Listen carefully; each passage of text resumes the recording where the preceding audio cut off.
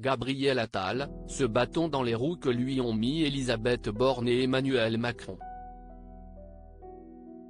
Depuis le 16 juillet 2024, Gabriel Attal est dans l'attente.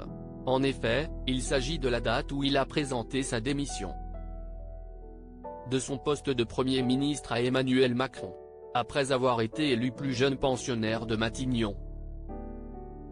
Il aura aussi le record du plus long gouvernement démissionnaire. Il devrait sans doute laisser les clés de son bureau d'ici quelques jours à son successeur. En attendant, il tente de préparer son avenir politique. Il a hâte d'ouvrir une nouvelle page, a fait savoir un de ses proches dans les colonnes du Parisien. Seulement, cette suite pourrait ne pas être très facile, alors qu'il semblait être bien parti pour reprendre la direction du parti présidentiel Renaissance. Elisabeth Borne semble lui avoir planté un bâton dans le dos. En effet, elle n'a pas hésité à se déclarer candidate en assurant pouvoir compter sur le soutien de nombreuses personnalités du parti comme Gérald Darmanin, Clément Beaune ou encore Aurore Bergé et Sylvain Maillard.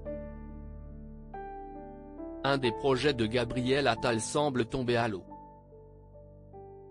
Le ressentiment rapproche les contraires.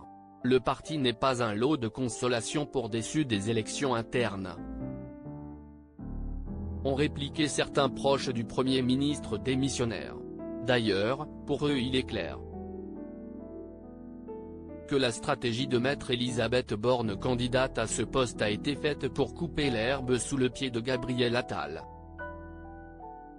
D'ailleurs, Emmanuel Macron aurait été mis au courant de la candidature de son ancienne première ministre, et ne s'y serait pas opposé.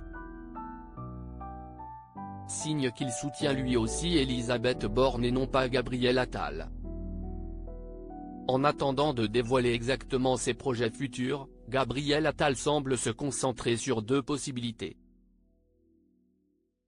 Il y a deux choses qui s'ouvrent à lui, la mairie de Paris et la présidentielle. L'avenir n'est pas sombre, mais il ne faut pas qu'il fasse une crise de nerfs, a lâché un proche du président de la République. Avant de se lancer dans de telles campagnes, il devra déjà tirer le bilan de ces mois passés à Matignon qui ne semble pas être très bon.